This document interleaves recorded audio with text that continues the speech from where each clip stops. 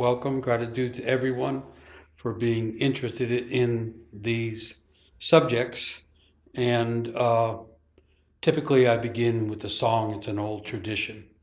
And the song that comes to mind is translates as Mother Earth, please hold us, for the world is hard. So I want to start with that sense of things. It's a Yoruba song, and it goes like this. Nene eyuya, nene eyuya, ayeyo, ayele. Aye-yo, aye-shoru,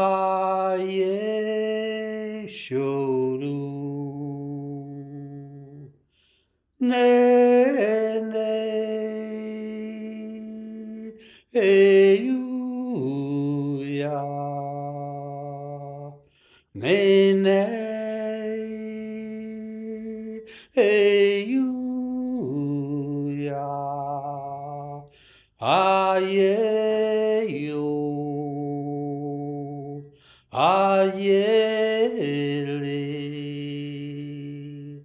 aye-yo,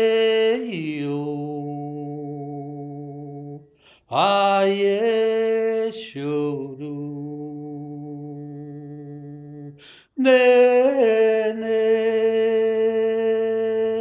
eyuya. Nene eyuya, ayeyo,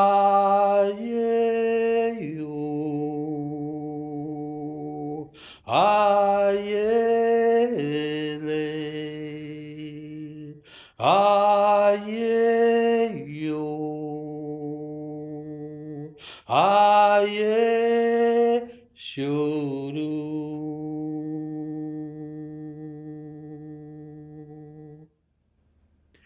Nene, Mother Earth, hold us, for this world is hard. And part of the reason I think this song came to mind, the world is hard, that's one reason, but also a sense I've been interested in lately, the notion that we're not alone. The modern Western idea is that we are existentially alone and isolated in the universe. Ancient people saw it differently. They saw us interconnected with nature, with the earth, with the cosmos. And so it seems to me that that ancient idea is due for a comeback. And so in thinking that we're not alone, and in trying to imagine how do we work at healing the separation between human culture and the earth, for instance, songs are helpful. Songs are a way of saying things that cannot be otherwise expressed. And so I find the same thing to be true of poems. And so I always include a poem at the beginning. And so this is a little poem by Hafez, the great mystic poet. It's called Why You Came Here.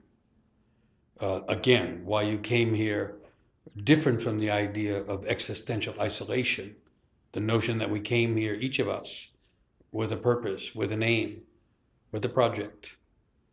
Why you came here. You that came to birth in order to bring the mysteries back to life.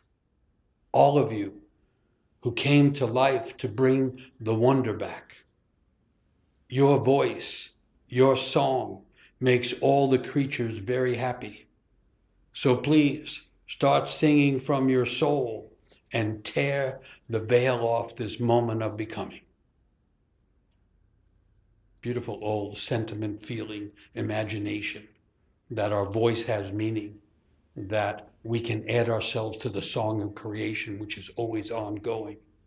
and that this kind of motion from the heart and the soul into song, into art, into expression, into meaning is a way of tailing the veil off the moment. And that goes back to the old idea that each moment can become momentous if we break the restrictions of, the collective agreements, and if we break the sense of time trapping us, where one breath away, one note away, one move away from the other world, the world of eternity, the world of eternal things, the world of imagination, the world where creation is constantly beginning again. So I'm grateful for those poems and those songs and those ideas that help us feel that we're not alone. And in this strange moment that Hafez is asking us to tear the veil off, it's evening here in the west coast of the United States. And this is the night of the full moon. But interestingly enough, in terms of things to be grateful for, it's the night of a full moon with an almost full eclipse of that moon. It's a 97% eclipse of the full moon, which is visible throughout North America and parts of South America and Hawaii, Alaska, and certainly parts of Russia. I'm not sure if it goes beyond that, but one of the things that's interesting about it is the eclipse is going to last 3 hours, 28 minutes, and 24 seconds for those who are counting, which is the first time in 580 years that there's been an eclipse that long. So it's an unusual night. It's a night for tearing the veil off of things. It's a night for being thankful for things like the earth and the movements of the moon. In a lot of ancient cultures, the moon was considered to be stronger than the sun. And people looking at it logically say, wait a minute, the sun casts its light and the moon is just reflecting.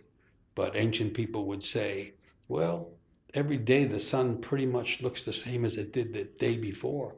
But every time you see the moon, it's different. It's always in a phase, or then it completely disappears, and then it becomes completely full. And so the moon symbolically, mythologically, represented the capacity of life to keep changing, and the idea that each moment was momentous if we could tear the veil of everyday life off. And so quite a night to come together. We didn't know it was a full moon. We weren't thinking about that when we planned the event, but now it seems something to be grateful for. So, something about, so I don't know that much about it. I'm sure a lot of people listening know more than I do.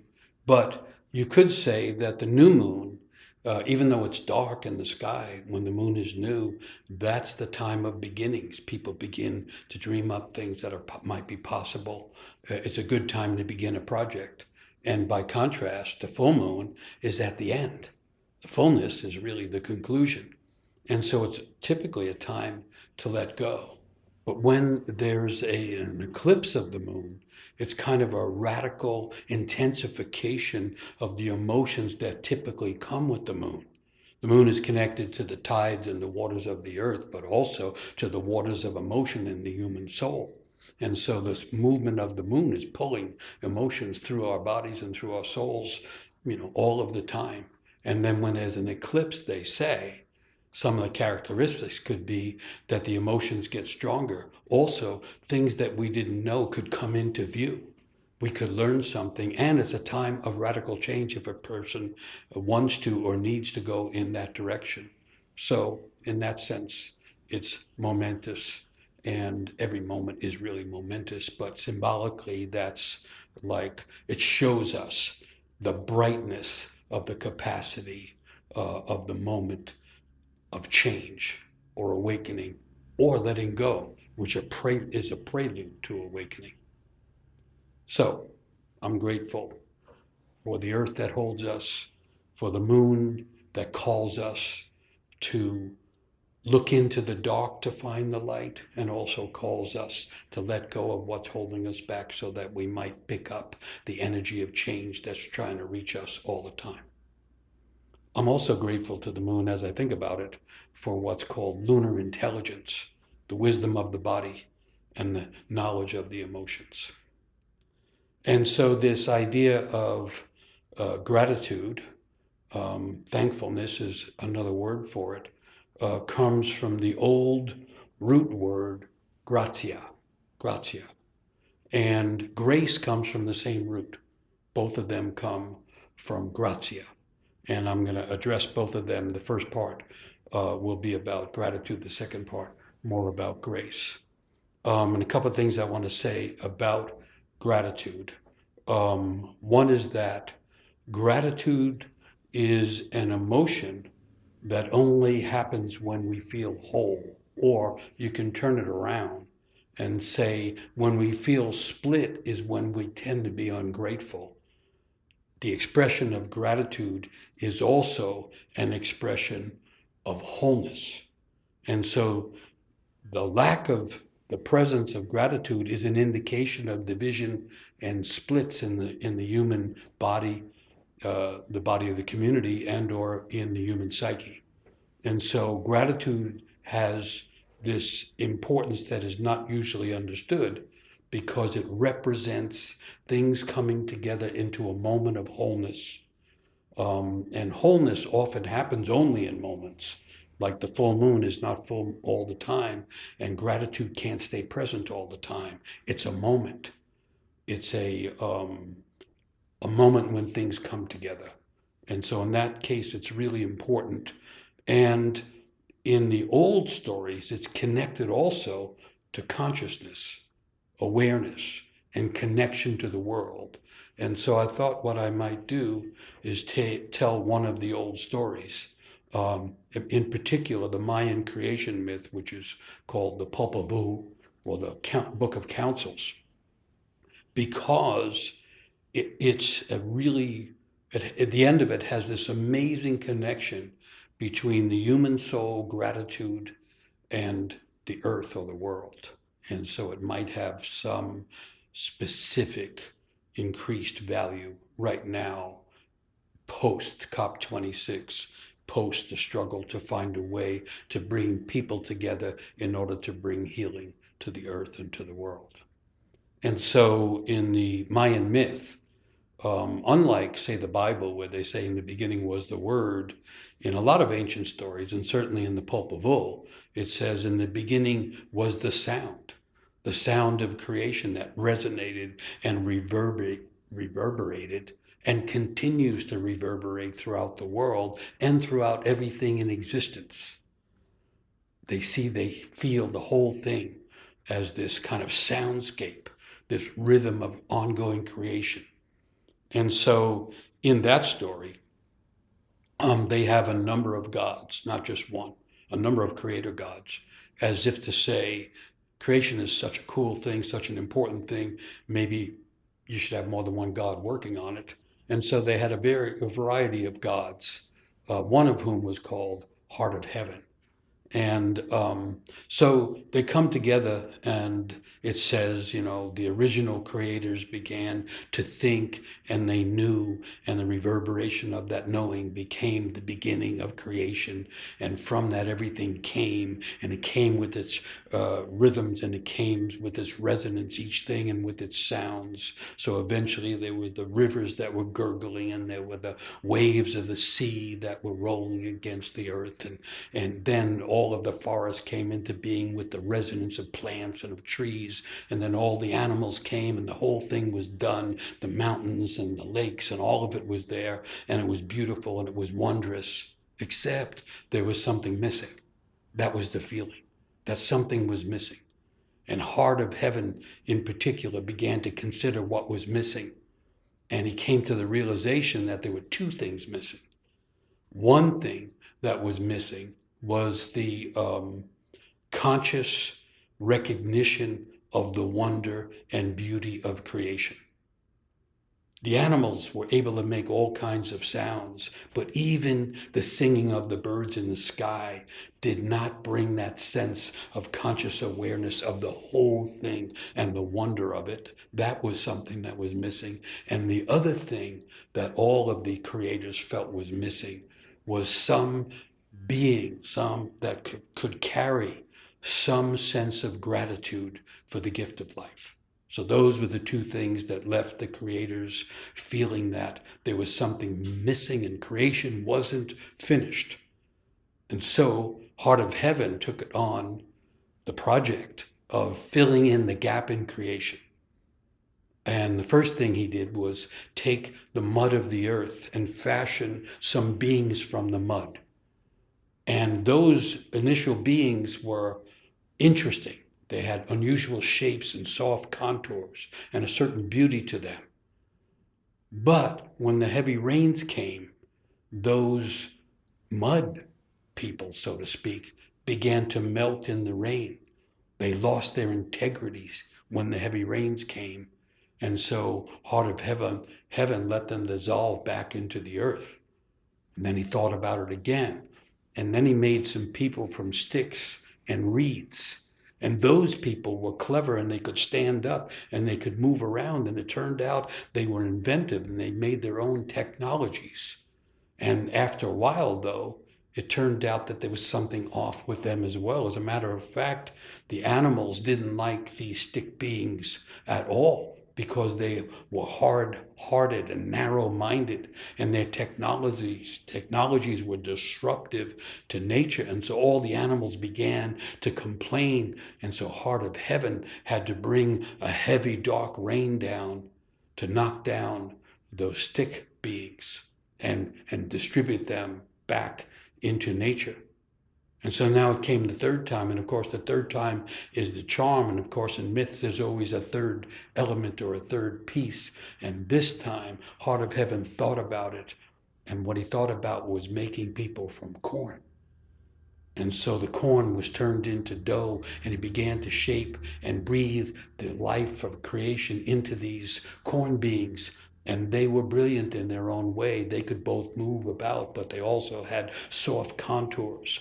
And it turned out that they were brilliant in many ways. As a matter of fact, they had the capacity of vision that was equal to the deities and the gods themselves. They could see far, and they had a capacity to see into creation. And Heart of Heaven was moved by that, but the rest of the gods were offended and threatened by it. And pretty soon the gods were saying to Heart of Heaven, you have to melt those third people, those corn people as well, because they're competing with our own capacity to envision and create.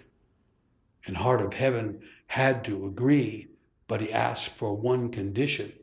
And the condition was that these corn people would become short-sighted and would not be able to see the way the gods see, but that they would be able, when they needed to find the vision and the energies of creation in themselves, as long as they stayed conscious of the wonder of creation, the meaning of the gift of life, and as long as they continued to have gratitude for being alive and having that gift and being part of creation. And so that's, the story goes on and there's other parts to it, but that's the part that intrigues me. And that's the part that started me thinking about the importance of gratitude.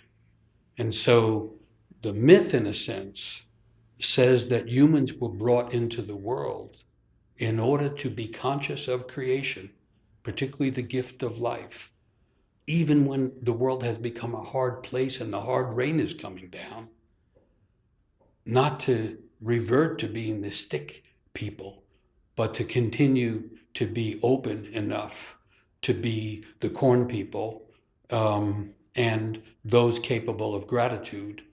And when that happens, then people have access to the deep imagination of creation.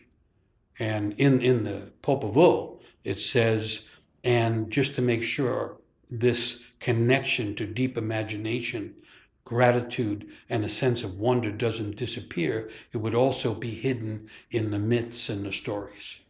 And so there's a story that tells about all of those things that are hidden in stories. So that started me thinking about the importance of gratitude and the sense that we are most wholly human when we are in the condition of gratitude and when we are in the condition of being able to see with the eyes of creation. And in different cultures, people had the same idea, a second set of eyes. The first eyes are the 20/20, 20/40, depending on your sight, whatever it is, that can only see so far and cannot see inside. The person seeing can only see out with those eyes. The second set of eyes are the eyes of creation, the eyes of the soul they used to be called the eyes of initiation. And when those eyes open, then we become fully conscious of the wonder of life, and we become more capable of being grateful for the gift of life. And so to me, this is meaningful stuff, especially in the isolation that has developed at the end of the era, especially in the parts of the world dominated by Western thinking. And so a couple more things about gratitude. One thing is, of course, it's connected to the heart. So these inner eyes that see, and this capacity to feel the wholeness of things on a momentary basis is connected to the heart. And I would say, before the heart can have this condition of feeling whole, which is required for gratitude, the heart must be broken. There's an old Spanish proverb says, the only heart worth having is a heart that's broken. Not because suffering is being promoted, but because the heart has to be broken for the inner eyes to see, and for this capacity for in a given moment to feel gratitude for the gift of life and to feel connected to the whole thing. For that to happen, the heart, the symbolic heart, has to be cracked and broken open. You could say the same thing about the psyche in the sense that the ego has to be broken open in order for a person to feel gratitude, to understand the meaning of life and the gift of creation.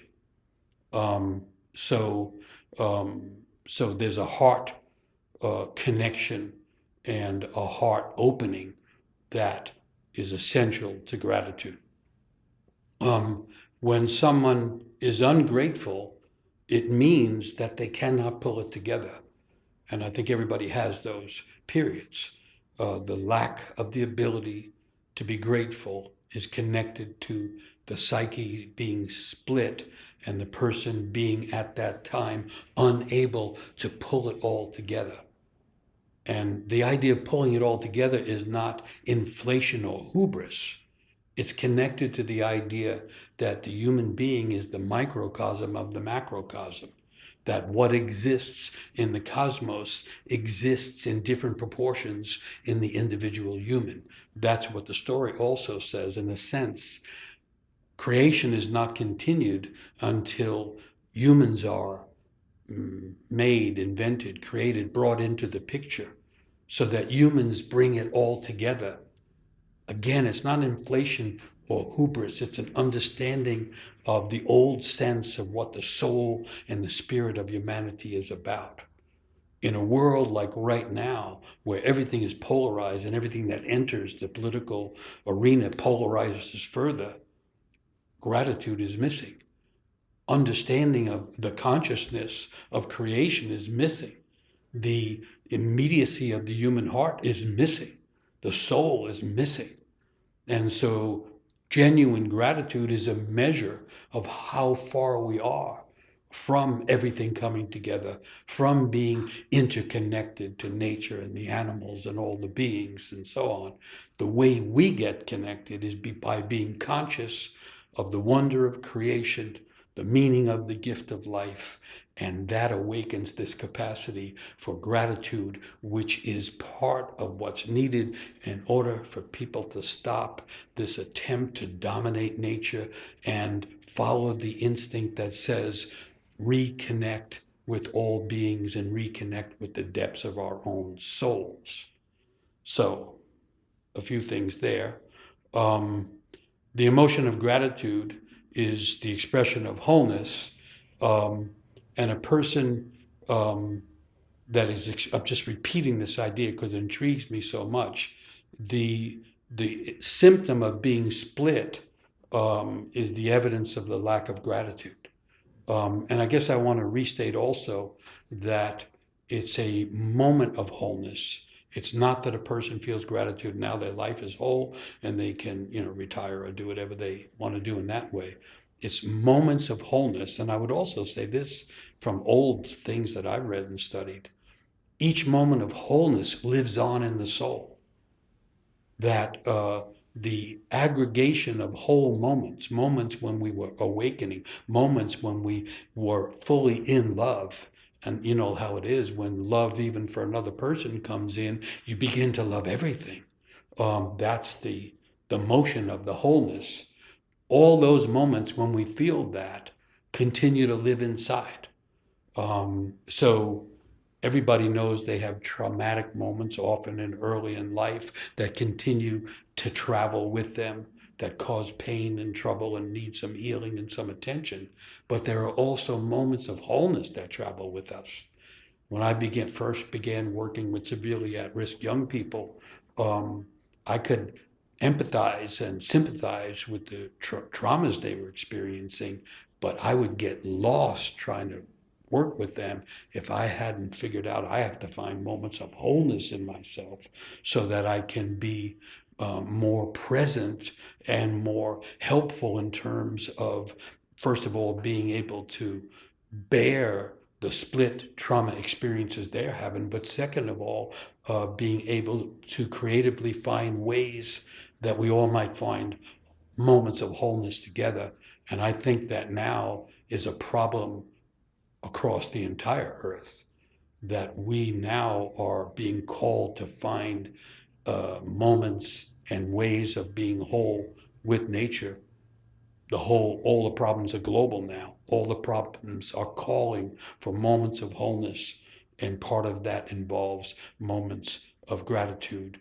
And you could say that we are most human and we are most alive when we allow ourselves to be touched by the beauty of the world, the wonder of creation, and by genuine gratitude for the gift of life, even if it comes to us when the world is being torn apart. So I'll stop there, and there's questions. Why do you think gratitude can't be present all the time? Probably a person in America. I'm joking, but there's always that thing, why can't it be there all the time? Why doesn't each love experience last forever? The reason I think is this, a couple of reasons, but one is this presence of gratitude is a presence of the whole. That's what the story says. That's what the emotion says. If we were feeling that all the time, we would not be human. We would not be human. And our work is to be more human, not less so. So these big things that come into us also move through us. And then we, in terms of human activity, we go back to the daily world. We're imbued with the wonder and we can feel it and the connectedness. And then we go back to whatever our work is. Part of the work of humans is to incarnate further. We're supposed to be growing down like a tree, getting deeper roots into the world, into the earth, into our understanding of ourselves. And so the moments of wholeness are also moments of connection to the deep self. And if we connect to that kind of thing for too long, we begin to obliterate the regular activity and dynamic of the psyche, and we could kind of disappear. These are such challenging times, and it is easy to feel deeply discouraged by all the uncertainty we face. How can we connect to gratitude during a time of loss and great crisis? Really good question. I mean, that's where I'm trying to come from with this idea that we have to find the moments of gratitude or we get further split apart, not just from each other, but split within ourselves. So one way to address that is, and I agree, things are radically uncertain. No one knows what's coming next. Some places they're saying a fifth wave of COVID. The COP26, which you also could call it cop out number 26, that just finished up, it didn't solve the growing separation and tension between human culture and nature. And most of the ways that the people in power think about it is incremental when what's happening is so radical. And so, and then of course, part of being at the end of an era, this tension of between the past and the future is falling on us, but it's also dividing all elements of the world. I'm repeating that. So how do we find gratitude in the middle of that? Well, if you take it psychologically, you could say the moment of gratitude, which I'm defining as a moment of wholeness, is a moment in which the ego, the little self, and the deep self, the deep soul, are connected in a way that's conscious. So how do we find it? Yes, the world's falling apart. Yes, everything is threatening. We find it by the ego letting go and not holding on to those fears. Yes, right in the midst of the heavy rain, right? The two big mistakes are to be too soft and think I can't even step out and deal with the world. Well, that's melting back into the earth. That's the mud people. And the other thing is, it's only willfulness and focused mind and hard-heartedness and technology. That'll do it. That's the stick people. And that's actually fighting against the union that's trying to occur. And then the third place in the story, the third group, our ancestors, according to the myth, the Mayan myth, the corn people, somehow stay open with gratitude for having the gift of life, even in the hard times, but also have these other eyes that open and that see moments of wholeness, moments of radical creativity in the midst of the chaos, the confusion, and the disturbance. So one more, then take it mythologically. Mythologically, what I would say, I've been saying, the story we're in is apocalypsis. That was the Greek word that means collapse and renewal. So even while everything is collapsing and polarizing happens right before the collapsing. At the same time, the world is renewing itself. That's what it does. Mythologically, the end becomes the beginning, collapse and renewal. So we're witnesses of the collapse. I think that's the honest thing to do. But we can be participants in the renewal and the recreation. And when we do that, and in the old stories, that doesn't mean heroic taking on big issues and all that kind of stuff. That's what got us in trouble. The delusion that takes us out of being truly human, losing the humbleness and the sense of gratitude that's part of being humble. But really what we're being called to do is find our own thread and begin to help reweaving the world that's trying to come out of the collapse of the world that's already gone anyway, mostly gone. And so that's my understanding. Psychologically, don't hold the ego vision of things so tight because that's where the fear is coming from. Let go of some of that. Just the way we're supposed to let go when the moon is full. If you try to hold on, it just intensifies the wrong kind of tension and anxiety. And trust, just as the moon keeps coming back around, there is a deep self that's trying to awaken within. That's the psychological part. Mythologically, respond to the calling. Everyone has a soul. Each soul is being called.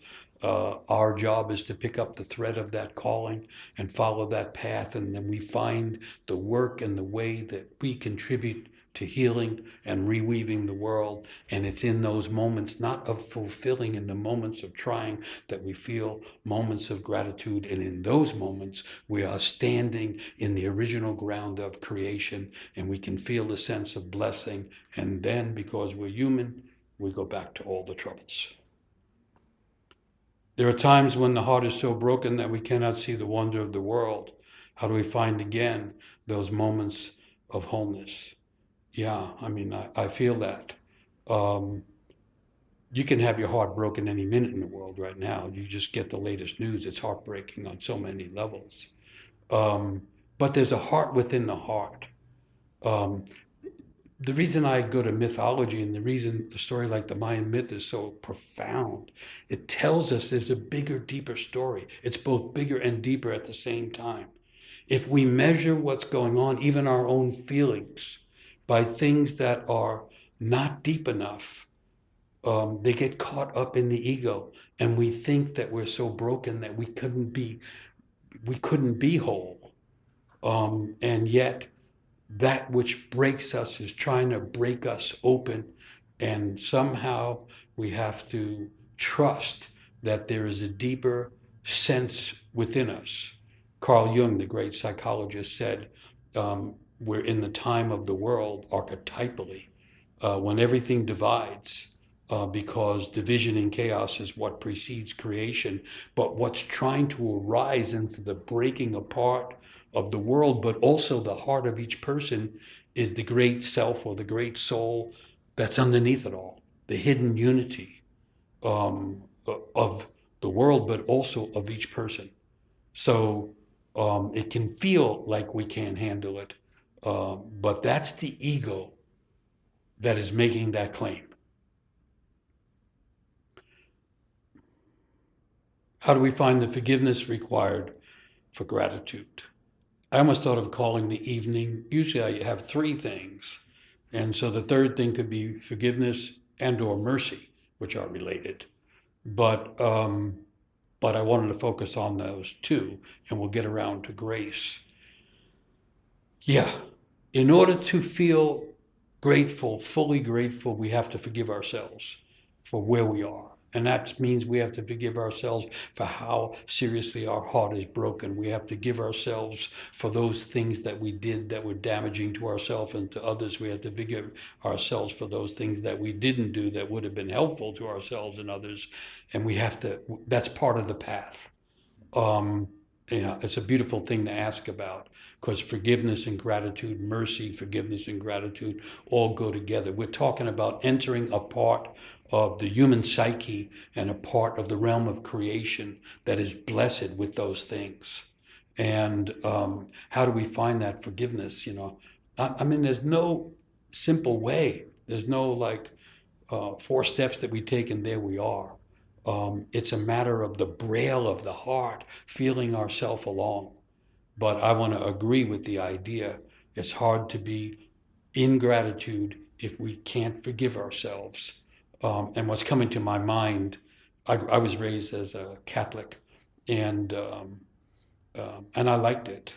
I liked I loved the church with the incense burning and people are singing and heavenly harmonies and there's all these great mythological statues around. Oh, they didn't know they were mythological. That was the problem started. They thought it was all concrete and about dogma. And when I got old enough to understand the dogma, I had to get out of there because it was crushing to the sense of imagination that I felt as a child. But what drew me most inside the churches were the figures of our mother, or the Virgin Mary in the Catholic story. The great mother, the mother goddess, is also a virgin. Great stuff. Because that you could tell that was the place of coming together. Christ is up on crosses, and that's not exactly coming together. It seems to be the opposite, the cross being that which divides. And then nearby, though, was the statue of Mary, help of Christians, Mary, the Divine Mother, the feminine figure who is holding God, the divine, in her own heart. And somehow that image was somehow really enough to say, no, there is a mercy, there is a source of forgiveness, and there is a source of this wholeness. That's how those figures looked, and they still feel that way to me. And so people have to find those things that speak wholeness to them. And then with that wholeness brings the gratitude. I don't think, in my own experience, it's not gratitude brings the wholeness. It's kind of the other way around. When the original people in the Mayan story, the corn people, found this way of being where they could have soft contours, be creative and inventive themselves, but also remain connected to the rest of the world and the animals and so on, that interconnectedness brought the gratitude forward. So we have to find images, stories, and parts of our own experience. So here's some like homework. What moments can you recall in which you felt whole? Because in those moments, you will feel forgiveness. You will feel this kind of presence of imagination because the moments come back again. They're indelibly woven into the depths of the heart. They can come back. And in those moments, there comes the gratitude as well. I don't think a person can live many years unless they have had some moments of wholeness. Even though no one tells you you're supposed to recognize them and hold on to. They're really important, and people have them. And often they're as deep as the deepest wound. And sometimes if you go to the wound in the right way, you'll find nearby some of the forgiveness for that, whatever's in that wound, and some of the sense of wholeness. Nature can be felt as kindness. Can you speak to how nature can also be felt as graciousness? I think we'll come around to that in the second part, but I want to say nature can also be felt as a hurricane. Nature can be felt as a devouring. It seems to me nature is a place of wholeness in the sense that it's a place of beauty and wonder and a place of terror and death as well. So when I hear nature, yeah, I guess kindness is not the first word that comes to me. It's more like nature is a fullness the way the deep psyche is a fullness.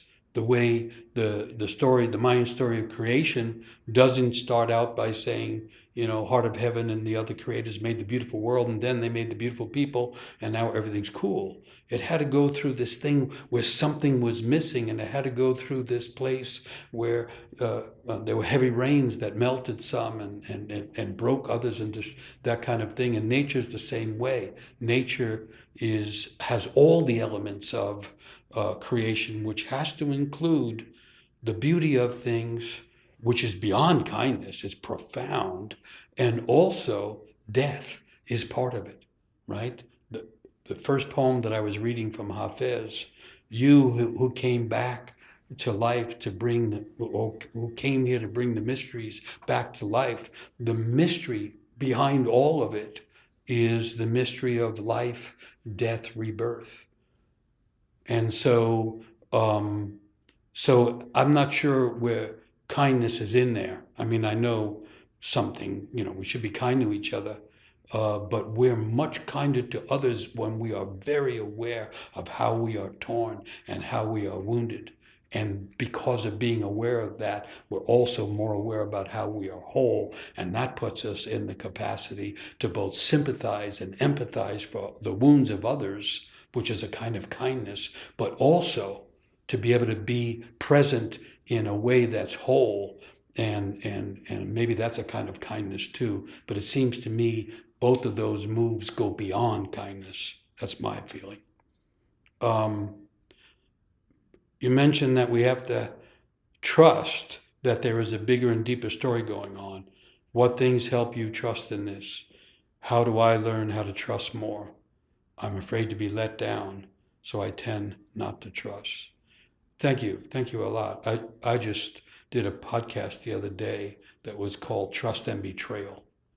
And I did it right after COP26 because there's a huge betrayal going on, where people in power talk about making these moves that everybody knows something has to be done. on a global scale, and then they make these incremental moves, and they even have representatives from the oil industry present and all this kind of stuff. That's a betrayal. But here's what I understand about trust. Trust begins when I project something onto someone or something that exists in me, but I'm not sure about it, and so I project it out so I can see it and feel it. And I do that with people that I think are creative or beautiful or wonderful or loving. We do it in every relationship we're in, I think. And we project it onto organizations, and we project it onto religions and onto nations. The things that we see out there that are meaningful and ideal are things that we projected onto them. And then, because it's a projection, and at some point, there is a betrayal of that trust. We can only be betrayed where we have placed our trust. And so all of us have been betrayed. It starts early in childhood. We think our mother, think of the mother first. I'm still with the Virgin Mary, which at least I could transfer my projection from my mother to the Virgin Mary. But anyway, I started out projecting it on my mother, the most beautiful symbol of the goddess. She brings life out of her own body. She brings milk out of her body and all that kind of stuff. And of course, she's just a woman with her own struggles and her own lack of mothering. And so eventually I feel betrayed because I'm not getting what I thought, what I felt I needed, what I had projected on someone or something else, that they would give it to me. And that's breaking the heart. It's a crushing feeling. And so here's the thing, though. The old idea is the secret aim of betrayal, loss, is the finding of the deeper trust within ourselves. The move after betrayal has to be to figure out what it was that was betrayed that I need to bring back or bring up into consciousness of myself. That's in myself. That's how I trusted it in someone or something else. It was in me. And so the second step after trust is betrayal.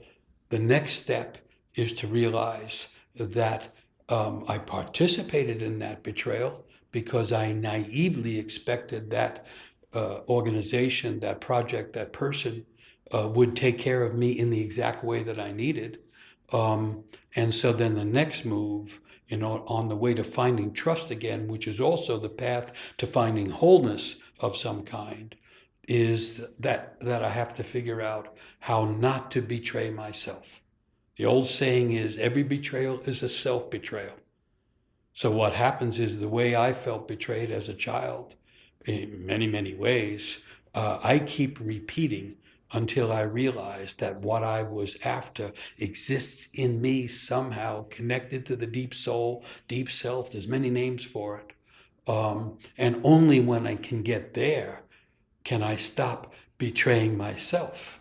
And that's, if we don't make that step, we can wind up, as the question says, unwilling to trust again, which means not trusting the world or myself or others. Or the other move people make is to become cynical.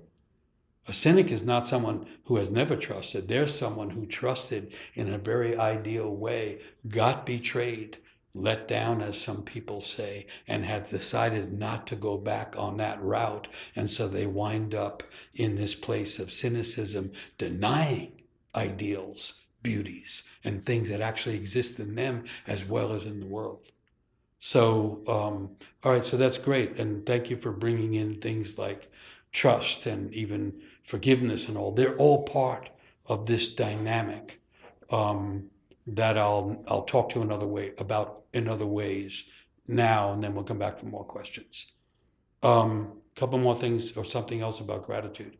Gratitude involves a flowering of the soul, in which even a small sense of gratefulness can generate a full sense of abundance. So that when even a little gratitude is present, there's a fullness that connects to the abundance of the world. In the daily world and in the kind of surface way of interacting with the world. The world doesn't seem to have abundance. Abundance occurs through the connection to the eternal behind the world. And we tap into that even when we're a little bit grateful. Just the way, when you start to feel grateful, you can just keep counting the ways, the little things that can make you feel grateful, and it becomes many things because there's a hidden abundance. So in those moments of gratefulness, the pain of separation and the isolation of division is redeemed for a moment, and that is a kind of grace. So I'm making now the connection between gratitude and grace.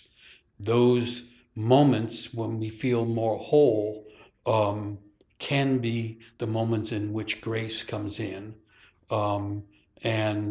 And so we get both gratitude and grace, which I mentioned come from the same root word, gratia. And so just the way in the Mayan myth, you have this capacity to see and feel the wonder of the world, and gratitude are together. That seeing and feeling the wonder are the moments of grace as well. And so in a funny way, and it doesn't usually feel this way, but from a psychological point of view, especially from a mythological point of view, we are right next to gratitude and right next to grace all of the time. But there are some things in the way. And so I want to move towards grace, but I want to get there through not so much a story, but an old philosophy.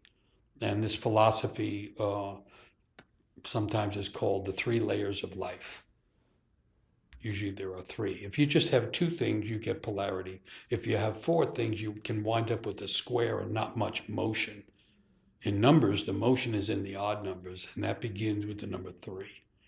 Begins with the number 1, but then the next big number is 3. So the 3 layers of life, and I'm going to go through them, and we'll find that we're walking now or moving now towards grace. So the first layer is the daily world with all its conventions and all its limitations and all its rules, but also it's the world where the weather is somewhat, or the weather pattern is predictable, where people have normal behaviors, and so it's the role of social systems as well, and it's the place of the rule of law. And so it's the place. Earlier today, I ran into someone I hadn't seen in years, and naturally said, "Hey, how are you?" And she, instead of saying "fine," which is people usually say in the first layer, she said, "Well, given the condition of the world and all the suffering going on, I'm doing pretty well." And to me, that's a realization of what has happened to the first layer. I know that person for years, and years ago, she would have said, "I'm fine, how are you?" And then my job is to say, "I'm fine." And then we have established the first layer. There's not much depth, but it does have the value of a kind of stability at the surface. And so, but what's happened now is the first layer has cracked. The weather's completely unpredictable. The political atmosphere is poisonous, like the natural atmosphere. And the rule of law is in question, and the common ways of being of understanding behavior are thrown up in the air. Things are upside down, and not to mention all the uncertainty that takes away that first layer. And so when the first layer breaks, and I've never seen it break as much as it is breaking now in my lifetime, what happens is there is a fall from grace into the second layer. And the second layer is the broken ground of dysfunction. It's the territory of abandonment. It's the haunts of fear and anxiety, but also sadness and depression. It's the place of betrayal.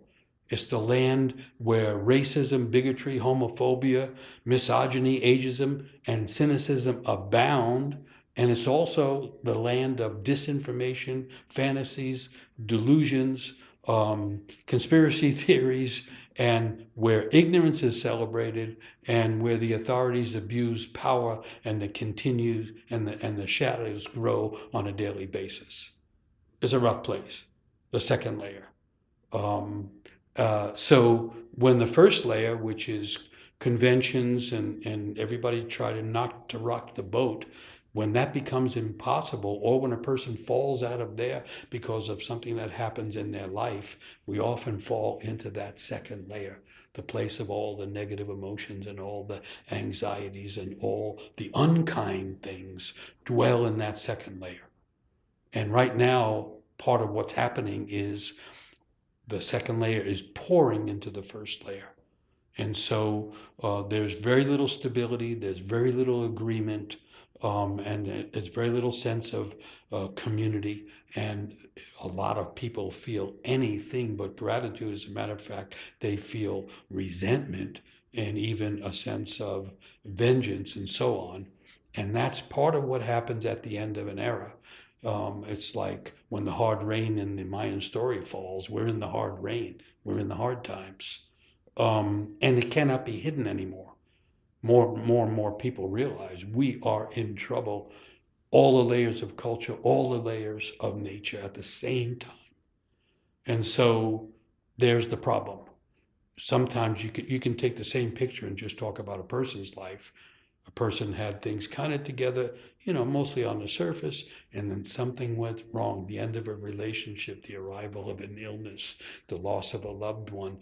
There's so many things that can do it, and all of a sudden the solid ground is broken and everything seems to be upside down and sideways. And now that's happening on a global scale, on a worldwide collective scale. So in mythology, there's the third thing, just the way in the Mayan myth, there's the third kind of being. And so there's a third layer. And I want to say right away how much gratitude I have for the third layer. And so I want to describe it as well. So the third layer is the realm of universal love and understanding. And I think the word understanding really applies, because the third layer is the deepest layer. Under all the torn places and all the dysfunction, personally and collectively, there is a hidden third layer that involves, and that's where understanding occurs, deep down. Anything worth doing is worth doing in depth. And so yes, the broken parts are deeper, just the way our own wounds and traumas are deeper than the ego persona presentation we offer to other people. But what a lot of people don't know is below that is a deeper level that is different. It's the ground of interconnectedness, not division. It's the place of genuine community, human community, yes, but unity with all beings. It's the place of forgiveness that was asked about earlier. It's the place of peace, and therefore it was known as the still point at the center where everything settles and things become calm. But also at the center, it is the place of awakening to wonder and to the beauty of life. And it becomes the landscape of inspiration, big dreams, and wild creativity. And it is a surprising terrain of spontaneity and joy, the realm of the ecstatic and the place of the great dance of life. That's the third layer. So I'll just repeating, first layer more like surface. Sometimes it's intact, and they've already had the infrastructure week and the bridges have been fixed and all. That's first layer. Things are connected. The roads go from one place to the other. The bridge connects the roads. That's first layer stuff. Then you get to where that's not working anymore. Things are breaking down psychologically and in other ways. And all the negative things that normally are repressed, the hatreds, the vengeance, the fears, the anxieties, are pouring up into the world.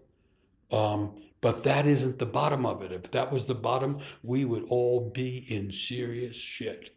But no, below it, not above it, is the third layer. There's an old story when war was tearing through Europe and people were being, bombed. Their villages and towns were being bombed out, and people were being sent to concentration camps, and it was a terrible time. And someone went to one of the rabbis and say, how can this be? How did the world become so broken like this? And why can't people see God anymore?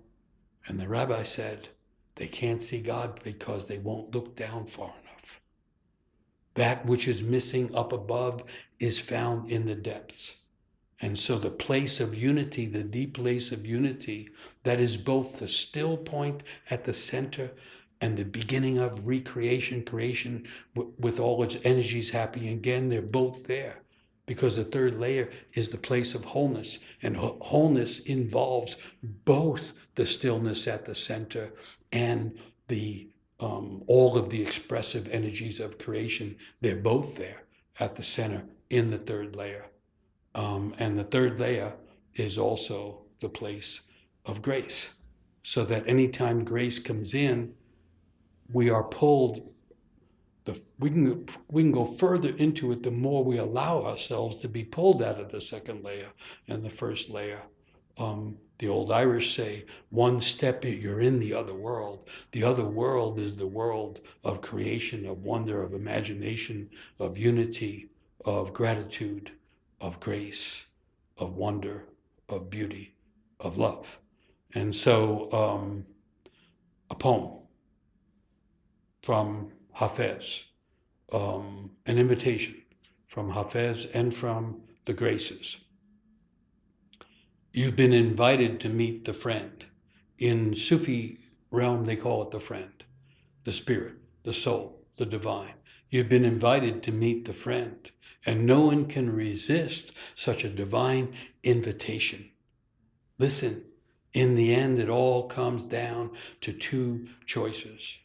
We can come to the divine dressed for dancing, or we can be carried on a stretcher to God's emergency ward.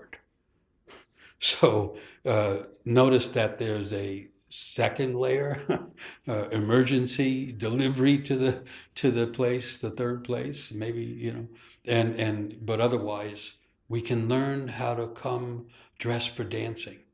And it's not a superficial idea. What they mean is imbued with the beautiful energies of life, seeking them on our own.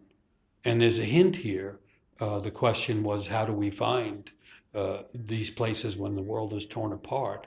And one of the hints is we have to find the two aspects of the deep, deep place of unity. That is to say, places of quiet, and the usual path to that is meditation, that kind of inward practice, but also the place that's creation, beauty, and wonder expressing itself. And they are both in their own way ecstatic. Ecstatic meaning out of static condition, out of the static condition of the first layer that's kind of still, and out of the radical static in the second layer into the ecstatic, which is the third layer waiting for us to find, and that includes the graces. So I want to say something about grace and the graces. In mythology, many things that are kind of generalized or abstracted in thinking are embodied. And so the graces were the three goddesses. Often they call them little goddesses. Seems like a contradiction in terms. But anyway, the three goddesses, the graces, who embody charm, beauty, nature, in that kind sense that was brought up, creativity, goodwill. And so together they were called the Gratiae, Gratiae, which is gratias, thankfulness, both forgiveness and gratitude, grace. They're all related. So, and for some reason, I just wanted to honor someone who, a great writer and poet of nature, who I met years ago, who has passed on, Barry Lopez. And here's something he said that I thought was stunning. Making beauty gives the enemy one less place to stand. And so if the enemy is the energies in the second layer, making beauty gives less room for those enemies of the peace of the soul. And so also the graces, the first one is often called beauty, the grace of beauty, is no superficial thing. It's not first layer beauty. It's a kind of beauty that takes the second layer and turns it into something profound and insightful and a thing of wonder. And so beauty is not the superficial thing of prettiness or just the glimmer. Beauty is about the depth of beauty that's part of that original creation. And so just to honor the graces, I'll mention the three classic ones who are called aglalia, which is the grace of beauty inherent in nature and also in artistry or human arts. The second, I'm not sure how to say this Greek name, but I'm trying to read it here. Euphrosyne, something like that. I'm not very graceful with the name of that grace, but she is, and I don't think she would mind, she's the grace of joy, delight, and well-being. There's a way in which I'm saying, if we can't find our ways to feel the sense of joy and the grace of delight and well-being in the midst of the terrible times, we get swallowed into the second layer. We have to have access to these things. When I think about, protests and all the activist work, which is so important, which I also grew up on in the 60s, one of the things that happened to a lot of the activists and a lot of the activist projects is everyone burned out. That it doesn't work. You can't just be an activist. You can't just be a soldier of the engagement for truth and meaning. We have to be that in ways that make sense to our own nature, but we have to balance that with the blessing of the ecstatic, with a connection to joy. It's a strange thing. If you get in too far into the fight, the next thing is you're almost like the other side, and the sense of wonder and the sense of joy is gone, and what we were fighting for is also gone. And so there's the grace of joy, delight, and well-being. And the third in the classic arrangement of the graces is Thalia, the grace of blossoming, the grace of abundance. And that's connected to festivity, which is not superficial either. It's actually the ritual of appreciation and gratitude and joy and all those things coming together. So I'm suggesting we need those things. And the fact that we're in a time where the second layer is appearing everywhere doesn't mean that we can't get them. It means we have to find them somehow, that it becomes more important. And because those connections to the graces are connections to the other world. And so along with the joy and along with the beauty comes the invention of nature and the imagination of art, because the graces are connected to the muses. They're different from the muses, but they hang out together. So the cult of the graces were also called the charities. In Greek, it starts with a K. In English, it becomes a CH, the charities. And so charity is one of the graces and comes from the sense of grace. And those are Greek words being used, but the cult of them was before Greek civilization. So we're talking about ancient stuff. And so it's tapping into the other world, it's tapping into the elements of creation, and it's tapping into things that are ancient that continue to try to find their way into the world. So one more statement. I see there's more questions. Gratitude and grace are connected to the hidden abundance of life, and grace, like gratitude, involves a state of being. When grace enters us, we are not in the second layer or the first layer. We are in a state of being that is connected to that third layer. And let's see, I just wrote this down, so I want to read it and see what it sounds like. It's not happiness that makes us grateful. It's gratitude that makes us joyful. Joy follows from the fullness of gratitude that we feel.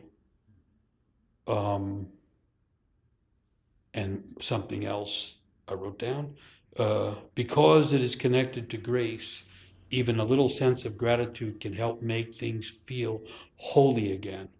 Holiness is connected to wholeness. Gratitude is connected to grace. And we as humans, as in the Mayan myth, came here to embody that, to feel it, to understand it. In the case, and in the case of gratitude and grace, to express it through our own unique souls. So I guess I'm just here arguing for creation ongoing and arguing for our kind of strange way, our right to be connected to the third layer, to the gratitudes and the graces and the joys and the wonders of creation, even though we're at the end of an era and the cycle of creation is closing down, but secretly from below it's trying to recreate and open up as well. We are the witnesses of one, we can't help it, but we are also secretly the agents of the other, and we can help that. Questions? The thing that most gets in the way of grace for me is feeling not enough. How do we hold a connection to grace while being surrounded by cultural messages about who and what is valuable and worthy? It helps me to practice each day being grateful for exactly what is, but it can feel like I only get there every night after surviving a brutal battle and brought back by tears. Thank you for the tears. And so there's a story of descending from first layer to second layer to get to the third layer. And I'm not going to say there's some way that avoids that. There's a really strange thing in which the only way to get to the third layer is through the second layer. I hope this makes sense. You can't get up in the morning. Well, you can wake up in joy. You can wake up in gratitude. And then something usually comes along and dashes that, crashes that, breaks that. And then we have to go through the break to find it again. And so the first part of that question is different, I think, from the second part, because it really raises this issue again. How can we have these feelings of fullness, of connection, and therefore gratitude when everything around us is falling apart? The answer is because it exists in us. It also exists in nature. Nature is being torn apart by the bigger than usual storms caused by the global warming, caused by the second layer activity of human beings to a large degree. And yet there are peaceful spots in nature. And there are elements of nature that are also working constantly on recreation. And so it's a matter of, there's an old idea that says we don't see the world as it is, we see it as we see. And we have been taught to see the world the wrong way. I hope that's clear by now.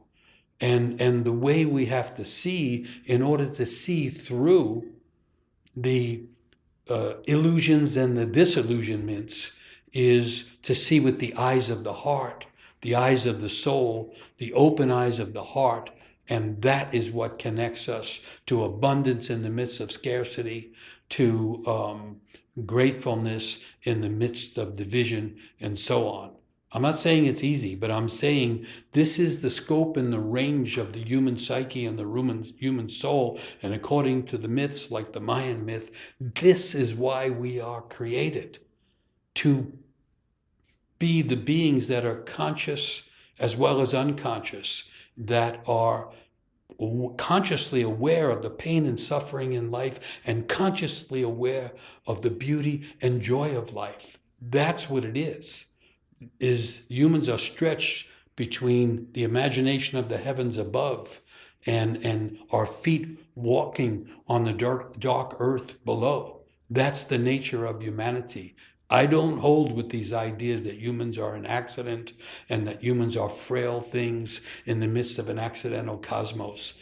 Yeah, it's kind of interesting, but it's not enough of a story, and it doesn't explain the longing in the heart. It doesn't explain why we feel the suffering, not just of ourselves, but of others. How we can feel the lack of wholeness and the torn condition of others. That's a human thing to feel that. And if we have to feel that as humans have to feel that in some ways, then there must be an antidote, an alternative way of feeling, which is the union deeper than that splitting apart. And our job is to keep finding our way there, just the way the end of the Mayan stories say, yes, the humans are short-sighted after the gods took away their great sense of vision, but because of Heart of Heaven, they couldn't take it completely away. And where is it? Deep inside the soul, waiting to awaken, waiting to be found as many times per day, per week as we can find it. Would you please say more about mercy? I said this was about gratitude and grace. Uh, Mercy is a beautiful kind of earthy word for forgiveness. And so, if you don't know Kuan Yin, you could, to learn about mercy, study the goddess Kuan Yin, from China and other places in the East. I probably have, I don't know, I have Kuan Yins all around the house and outside the house, in the garden and so on. As a reminder, there's mercy in the world. So let me say something also. Thank you for that. The graces are feminine. Gratitude has a quality that seems more feminine than masculine. Mercy has always been, mercy can be associated with certain masculine deities, but it's mostly associated with feminine deities. And so I know, and women suffer this more than men typically. That is to say, the diminishing of the feminine and the mistreatment of the feminine that leads to the mistreatment of women. There's a loss of the sense of the feminine, which is detrimental to all women, and it's actually also detrimental to the feminine inside men, which, believe me, is there. And so, but the return of the feminine, in a sense, is the return of the graces, return of the goddesses of mercy. Kuan Yin is one in the East, but Sophia in the West. Sophia, which means wisdom, is missing. Obviously, wisdom is missing from the world, but wisdom in most cultures is a feminine quality. Sophia, it's a deity in the old Greek system. And so when we say the feminine is missing, we're talking about the biggest things in creation, Mother Earth, the goddess Sophia, who in the old story, she created the earth. And then, instead of retiring to heaven, as some of the gods do, Deus absconditus, they create and they abscond. Sophia decides to enter her own creation, and when she does that, she feels the sorrow of the world, and she becomes one of those deities who weep. And so those kind of deities, those kinds of feminine beings especially, are the representatives of the union through the brokenness, the wisdom through the loss. And I think that's what is trying to come back when we say bring back the feminine. I forget what the question was. Now I'm just imagining all the feminine deities and all of the qualities that they manifest that are mostly missing from the world. And so it's not an accident when people connect Gaia, an ancient Greek goddess, with the earth and with nature, and we refer to the earth as Mother Nature. We know we're missing some of that universal, eternal mothering, which is the source of mercy beyond our own human experience. So yes, gratitude, grace, and we'll include mercy, and we'll do forgiveness, because why not? Can you address the connection between gratitude and healing, both physically and emotionally? My cousin was recently hit by a car as a pedestrian and miraculously survived it. I've been witnessing also how miraculous he seems to be healing as he is in gratitude to be alive. I think there's a huge connection if it's sincere and with deep gratitude. Yes, I completely agree. What actually happens in a certain sense, the way I've been thinking about lately, is the wounded healer. So the person who's the victim, so-called, of the accident, who's bearing the wounds of what happened, if they feel it shouldn't have happened to me and it's not right and someone has to pay, that's a further wounding. I'm not saying we don't do it. We have moments like that. But it's a further wounding because it says this accident doesn't have an antidote. It doesn't have a medicine. And yet The idea of the wounded healer is when we're sick or when we're injured, what's trying to be activated is our own capacity to heal.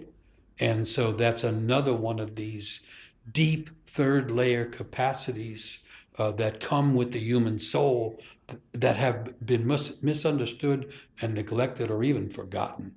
And so so you could also say when your cousin, our cousins, anybody who has the big injury and life comes to a halt, and the realization is at least partially that I'm alive.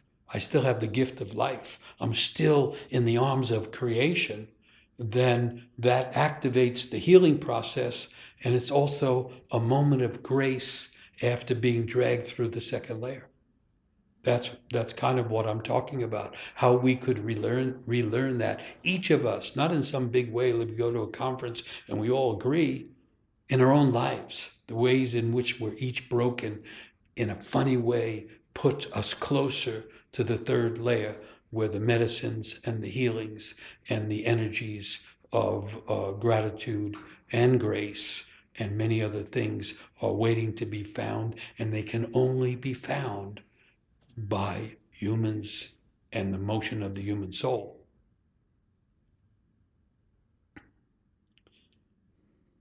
What about the native people in terms of betrayal and all peoples who have been betrayed in the ways of history? Yeah, I mean, heartbreaking. I would have to say the most painful place I've ever worked is on native ground with native people, where the wound of history is bleeding all the time, and the ground below them is either not their ground, which was taken and they were moved to some other ground, or it is their ground and it's full of shedding blood. It's a broken-hearted place.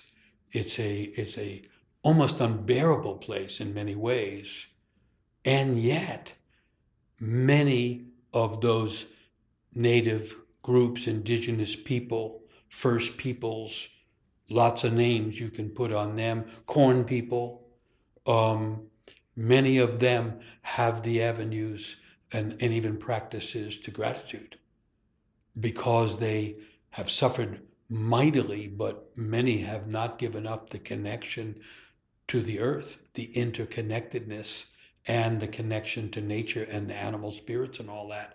And so in the midst of all that, ongoing betrayal, you know, they can still, if you want to find some of the practices and some of the pathways, that's where they are. And so I'm not saying anything about it is all right, but I'm saying that especially those people who stay connected to the indigenous ways actually remain connected to the gift of life in the midst of the historical damage and ongoing tragedy, and they can tap into the abundance of nature in the midst of the poverty. They are kind of proof of the old imagination. And so there's a way in which the modern Western fascination with evolution, which, by the way, now is starting to look more like devolution, but anyway, how that can be just bypassed by entering not the past as a historical thing, but the past as the ancient place that continues to be the place of the indigenous nature of the human soul. And that's where many of these things that we need, forgiveness, grace, gratitude, mercy, can be found. I'm trying to find some self-forgiveness after losing my son 2 years ago to addiction. Heartbreaking. I have understanding of how we got here, the place where they are, how he is gone, and how my story and his collided and perhaps colluded. I feel deeply connected to him. For that, I'm so grateful. Thank you. There it is, from the heartbreak to the gratefulness by not letting go of the connection, even though the connection is full of pain. I don't think I can truly forgive myself and maybe some others who hurt him. I have understanding. I have some peace with all of that. My son pushes me to dig deeper. Can you speak to any of this? I don't know that I can any better than what you have. I mean, you have gratefulness, you said it, for that connection. And there is no, just as there's no continuing moment of wholeness, there's very little continuing moments of forgiveness. It's a struggle to get back to the place of forgiveness again and again. But I love what you say here. My son pushes me to dig deeper. Your son, now that he's on the other side, and I don't mean to be glib in any way, prayers for him, blessings on him. He's the ancestor now. And from that place, looking back into the world, according to all the old stories, the ancestors anyone who has died and moved on is our ancestor, no matter what age they were. In the other world, they don't have an age, and they don't have a body, but they have a soul, and they see back into the world, and they can see what they couldn't see in life, what was obscured by the addictions and the obsessions and the fears, which is dig deeper down. And down there, name it what you want to call it, the third layer, the deep soul, the deep self, the indigenous self. It has so many names. And so I think you can accept your son as guide. And it seems pretty clear that on that side, all forgiveness to you and to everyone. That's how they say, that's what the stories say, is all seen from that side, it's all forgiveness. And then forgiving oneself is really hard work. It has to have the honesty of, what did I do? How did I fail? Not just my son and my daughter, but my understanding of life and so on. And that, I think, has to be done piecemeal. I don't know, I'm just going to say this because I have found this helpful. It's not believing in idols and all that kind of stuff. That's a misunderstanding. All of the deities and the figures of the deities are like intermediaries, shapes that represent what's behind them, and they're ways for us to connect to the greater things behind them. That's what I figured out about my Catholic Church experience with especially the Virgin Goddess Mother. But I think altars are really easy to make and really valuable. You make a little altar. I suggest Kuan Yin. It's the goddess of mercy and forgiveness. And every time, I have one right by the door. Every time I go out and every time I come in, I ask for forgiveness. I ask for other things too, and I change it. I don't make it strictly a routine. And here's just a suggestion. Every time you think of your son, light a candle. It's kind of a way of making it clear. I am, at this point, making a light to connect with the spirit of my son, which I had trouble connecting with when we were both in bodies. And it's those little things, in a way, that I think begin to open into bigger ways of forgiveness, and that opens to deeper places of gratitude, and that opens the door to grace. How are gratitude and grace related to hope? Is hope the belief in one's own agency for the ability to affect change, or is it a belief in the presence of a bigger story? Well, I think always look for the presence of a bigger story. None of us are small. Some of us are quiet, but none of us there aren't small souls. No one. People can be quiet in their manner, can be more introverted in their lifestyle, but no one has a small soul. And so we're always looking for what bigger story can we legitimately inhabit. That's a really good thing to do. But I want to go back to hope.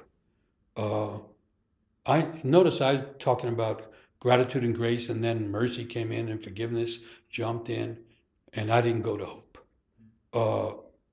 Hope is a little bit like a mirage, especially the first layer of hope. Most of our hopes, especially early hopes, are naive. I hope I'm the smartest person. I hope I'm beautiful. I hope everybody loves me. Go at it. But none of it turns out. Hopes get dashed, and they're supposed to. It's like trust gets betrayed because we're supposed to find something deeper than hope. I call it the second level of hope. Hope leads to despair. Despair and darkness, if we tolerate it, leads to a hidden light that opens up and becomes the real vision that I was talking about as the eyes of the heart open. And those eyes don't require hope. They are tuned to beauty and to creation, and they don't need hope, I would say. So if you want to talk about hope, I would talk about a second level of hope. But also, you could say the second level of hope is imagination, the imagination of creativity. I would take that over hope any day. Anyway, that's just a ramble on that, but thanks for the question. And I guess I'm getting a signal. Signals come in sometimes from the graces and sometimes from the rulers of time saying, go to the end. Wait a minute, what is meant by that? No, I'm kidding around. So we'll end on that not hopeful note that all of this is connected secretly to creative imagination, great potentials that include gratitude, moments of grace, and also moments of mercy and forgiveness. And we are called, as the creation stories say, to be those conscious beings, not just conscious of elaborate philosophical constructs, but conscious of the movement of the moon as it affects our emotional body and our actual bodies, but also connected to essential things like gratitude for the gift of life, understanding it can be tragic and it's all painful now, but still, if we understand that there's a deeper layer where there are medicines and things that give us moments of wholeness, we can better tolerate the broken places and the wounds that take a long time to heal. That's the story that I'm calling at least one version of the bigger story.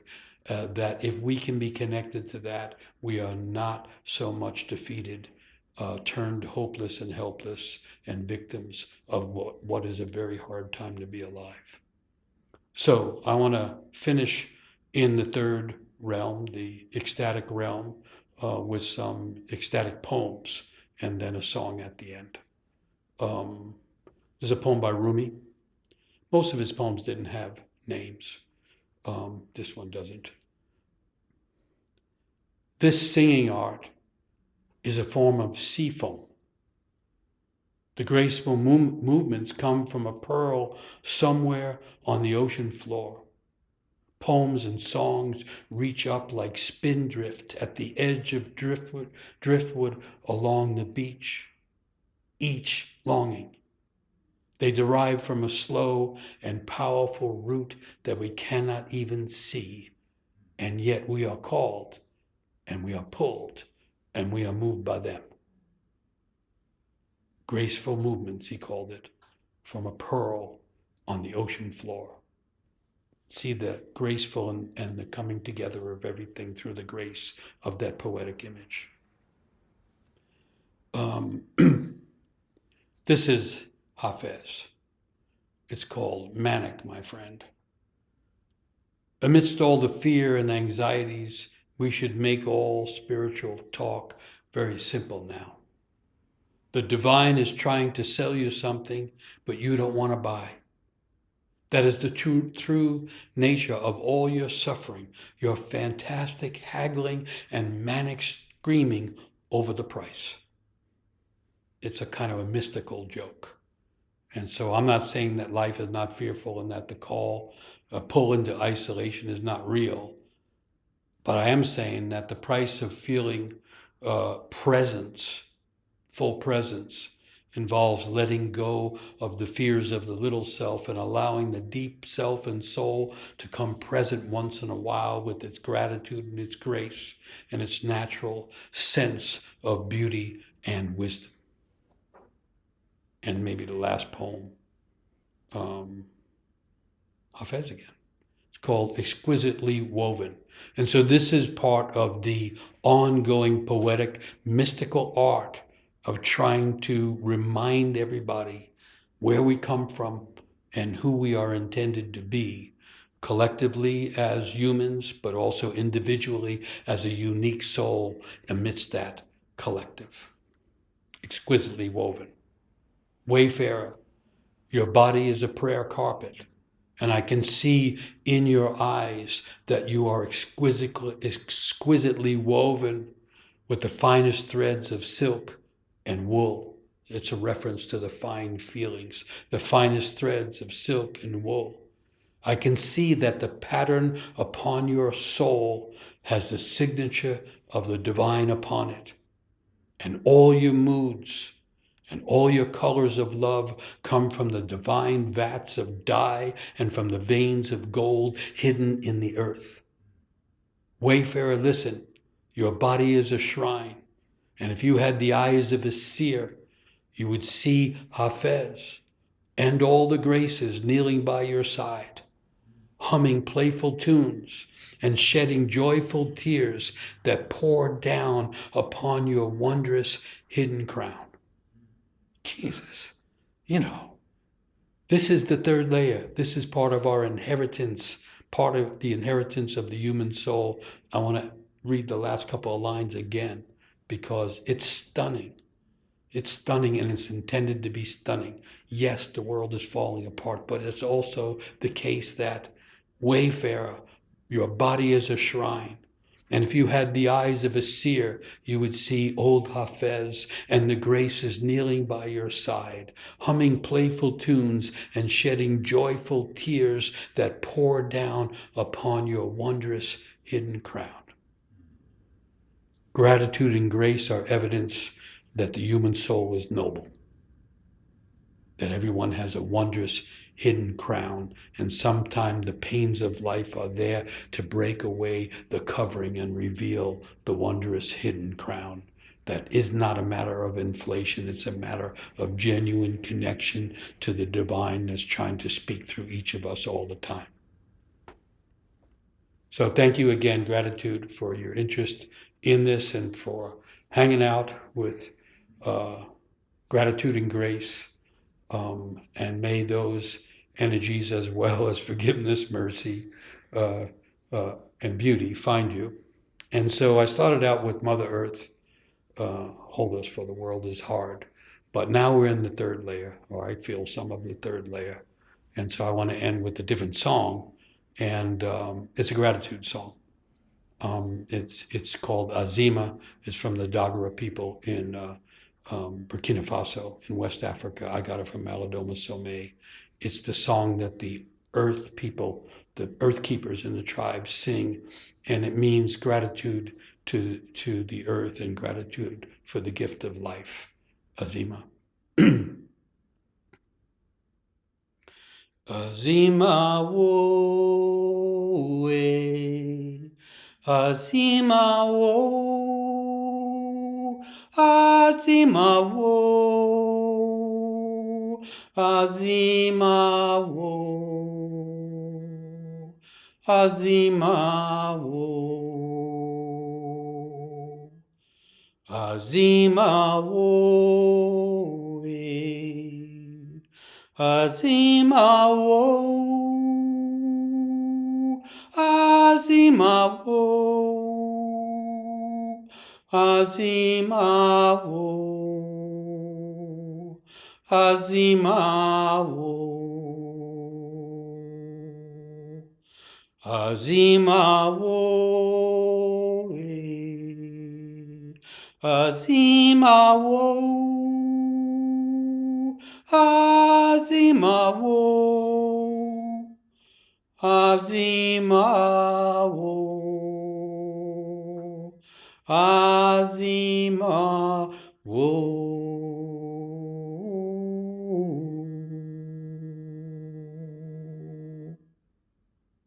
Gratitude to the earth, gratitude for the gift of life. May grace find us all. Gratitude. Thank you.